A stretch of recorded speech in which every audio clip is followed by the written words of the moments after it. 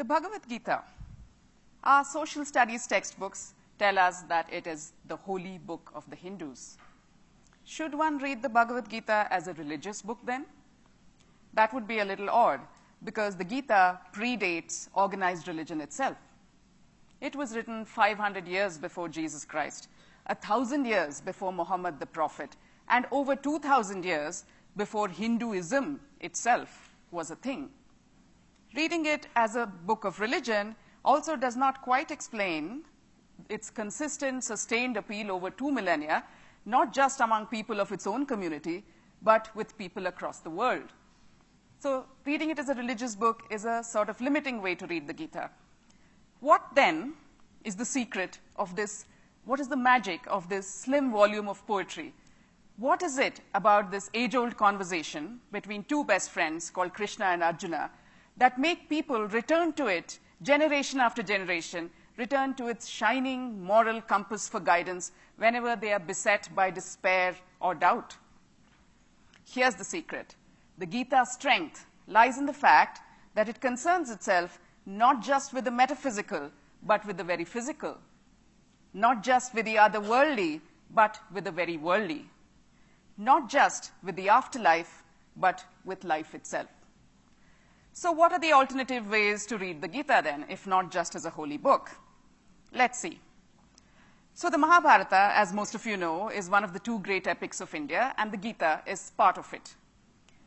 So the whole story is centered around a great war, one that is fought between two sets of cousins.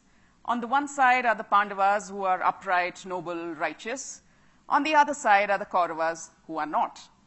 Now, the only two characters that we are going to concern ourselves with today are the Pandava prince Arjuna, who is the greatest archer in the world, and his friend and mentor Krishna, who is his designated charioteer during the war. Now, the war is about to begin when our hero Arjuna loses his nerve. The sudden realization that he is about to destroy half of his closest family strikes him like a thunderbolt, and sick with despair, he lays down arms and turns to his friend Krishna for guidance. The two of them have a conversation, and we know that conversation today as the Bhagavad Gita. Now, during the course of this conversation, there's plenty of dissent and disagreement. Krishna harangues Arjuna, even heckles him at times. Arjuna argues, challenges, questions Krishna. But through all of this, neither of them is ever offensive, needlessly aggressive, or confrontationist, which makes the Gita a primer on the art of civilized debate, one that should be essential reading for everyone, particularly Indian television panelists. Now, the Mahabharata, not the Mahabharata, the Gita, during this conversation, what do these two talk about? Essentially, it's Krishna speaking, and he's telling Arjuna why he should stand up, pick up his bow, and fight. He's telling him that if he doesn't do that, he would be failing in his duty as a warrior, a king, a leader of men, an upholder of truth and justice, and so on. So this is a difficult conversation for Krishna because he is his friend and he's very depressed. But Krishna does not pull his punches. He does not hesitate to call out Arjuna's weaknesses. He does not hesitate to dismiss his excuses. He chides him for his non-warrior-like behavior. But he does all of this with great compassion and understanding. And he stands patient and steadfast by Arjuna's side while he works through his confusion. He uses every trick in the book to get through to Arjuna. He's sometimes hectoring, sometimes sweetly reassuring, sometimes he's devious, sometimes he's frankly overwhelming. And finally, when he has Arjuna's attention, he presents to him options, recommendations, advice, but he respects his friend enough to let him make the decision in the very end about whether he wants to fight or not. What is the Gita then but a handy manual in the best practices in friendship? Now, any skill can be mastered through practice, practice, practice. If you're disciplined enough to do a thing over and over again, then that thing, that skill, will become second nature, part of muscle memory, a habit. The Gita says that even picking the right action and doing the right thing is a habit. And we all know that habits developed in childhood are the hardest to break.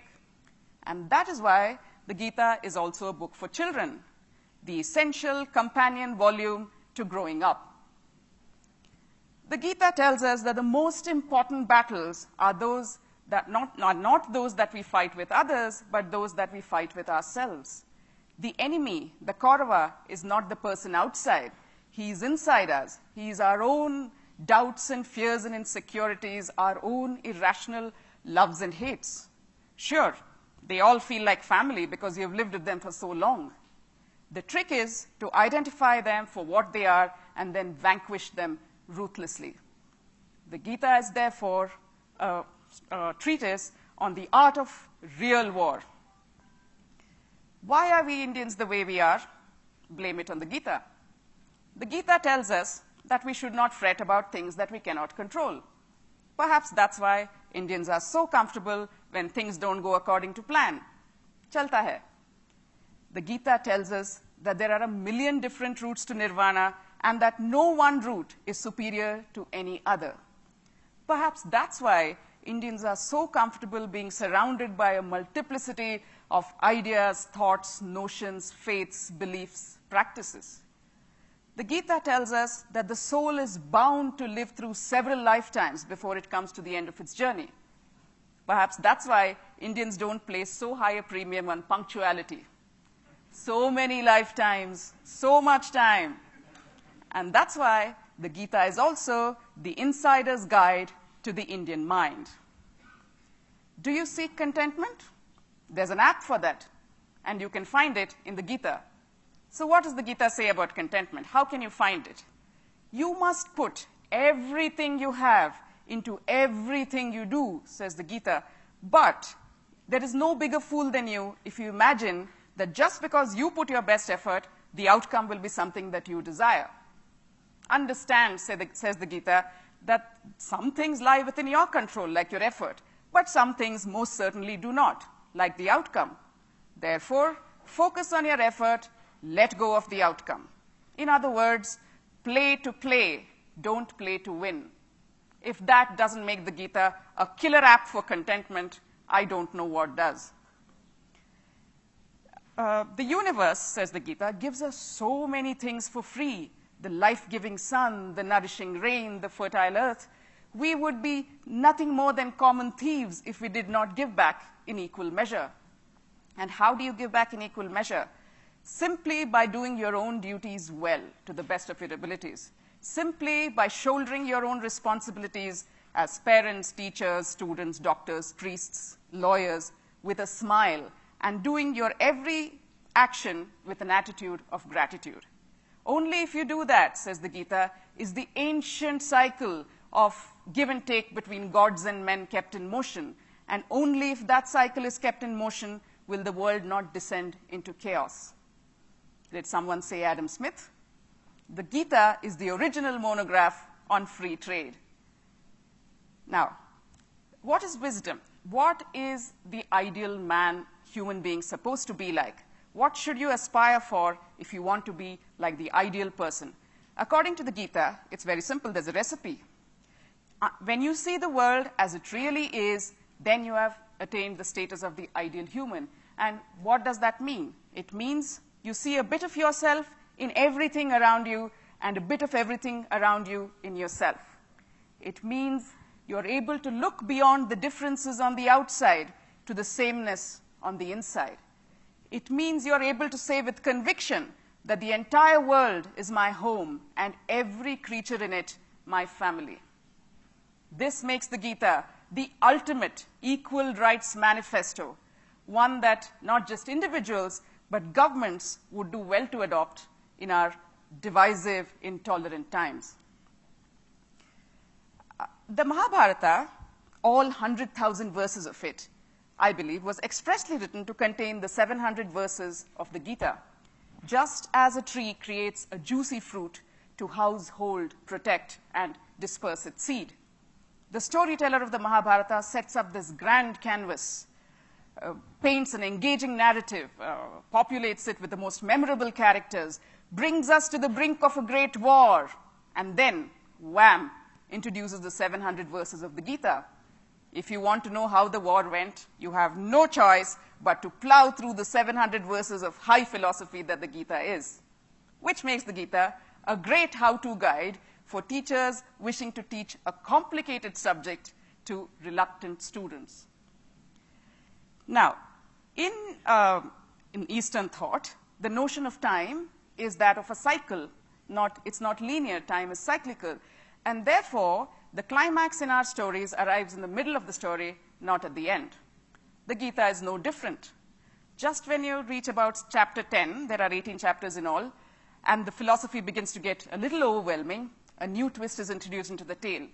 We are told that Krishna is not who we have believed all along. In chapter 11, it is followed by drama and spectacle with Krishna revealing his cosmic Vishvarupa form. Our attentions have been recaptured, and we remain vested for the next 7 chapters.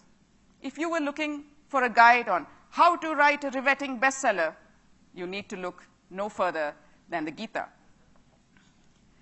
Now, hard work, commitment, focus, says the Gita, will get you any rewards you desire in whatever quest you pursue, whether it be world domination or world peace. And therefore, it's important to pick your quest well. Why would you waste your time, effort, and energy pursuing rewards that are transient, like money, power, fame, success? Instead, go after the more lasting rewards. Spend your time and energy chasing peace and contentment. You see, the Gita is also a cautionary tale, which might have been titled, "Be careful what you wish for." Now, one of the very worldly topics that the Gita touches upon is the subject of food. It actually gives you a diet plan for life. And it tells you what kind of food you should be eating. And those recommendations don't differ very much from a modern nutritionist's.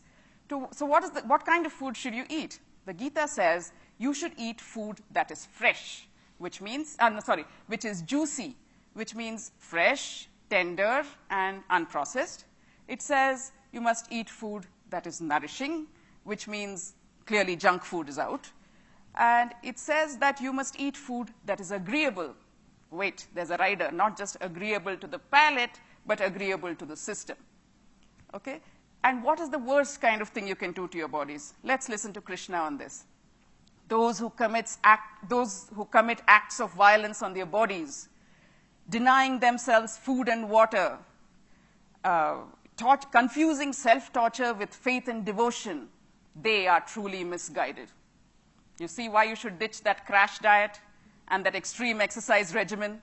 They were discredited even in 500 BC, which makes the Gita a great nutrition guide, which could have been subtitled, "Don't lose your mind, lose your diet." The Gita tells the story of a great tree with its roots in the heavens and its branches on the ground. So thick do these branches grow on the ground, so deeply embedded are they in the earth, that we get deluded. We begin to think that the source of sustenance of the tree is the earth itself. We chase after the low-hanging fruit without seeking the source of their sweetness, which is that great trunk rising to the sky. Don't do that, says the Gita. Keep your focus on the great trunk rising to the sky, and once you find it, hold on tight. Does that mean then that the Gita should be on every conservationist bookshelf because it's the original tree hugger's handbook? Now, the Gita also says happiness comes from being true to your nature. So if you have to find a job that is true to your nature, you first have to know what your nature is, says the Gita, and be involved in doing things that are true to your nature. So what kind of nature? The Gita says, if you're the sort of person who likes to think deep thoughts in splendid isolation, maybe you should do that kind of job. What would those jobs be today? Maybe a scientist, a writer, an artist. If it's the heat and dust of the battlefield that excite you, do that kind of job. Maybe that means be a lawyer, an activist, a politician. If the hubbub of the marketplace is what excites you, then you could do something in that direction. So that could be a stockbroker, a banker, a merchant, an entrepreneur. And if your nature is the kind that likes to be a cog in the wheel, then find a job that affords you that luxury. The Gita is an aptitude test and a sage and supportive career guide. Now, through this entire conversation, Krishna addresses Arjuna by over 20 different names, including Bharata, Sabyasachi, Dhananjaya, and Partha. And Arjuna uses over 40 names to address Krishna, which include Ananta, Achyuta, Madhava, Madhusudana, Janardana, Purushottama, Hrishikesha, and so on. What does this make the Gita? A great resource for new parents of baby boys, because the Gita is also the Indian book of baby names. So the Gita says a lot about action, and one of the things it says about action is that every action has consequences. And those consequences will come back and bite you and your children in ways so devious that you can never expect to be prepared for them. Therefore, choose your actions. Think before you act. The Gita, therefore, is a mathematical treatise on the complex, endlessly twisting Mobius strip called karma. Now, how do you know what the right action is? Well, the Gita says no action is intrinsically wrong or right. It is intent that makes it so. So question your intent before you act. Is my action prompted by my own fears, anger, desire, greed, lust, need for personal glorification? Yes? Then don't do it. Think about it. No? Then just go ahead and do it. The Gita is a flowchart for life with an infinite if-then-else loop. And then, if the world seems to be going to pot, says Krishna, don't fret, Arjuna. Be assured that a savior will rise from your ranks to make things all right. If the pendulum swings too far in one direction, rest assured that change is coming and the pendulum will swing right back in the opposite direction. Eventually, a middle ground shall be found and order restored. We have no reason to doubt Krishna. We see evidence of this all the time around us in morals, politics, and fashion. And therefore, the Gita could also be a song whose name was Don't Worry, Be Happy. 18 is the number of books in the Mahabharata. 18 is the number of chapters in the Bhagavad Gita. 18 is the number of days that the great Mahabharata war was fought over. 18 is the number of minutes in a TED Talk. And 18 is the number of alternative ways to read the Bhagavad Gita that we have just explored. Could there be more ways? To answer that, let's go back to India's Book of Answers, the Gita itself. In it, Krishna tells Arjuna, what I have revealed thus far is but a fraction of my infinite glory. That, ladies and gentlemen, could well be the Gita speaking. Thank you very much.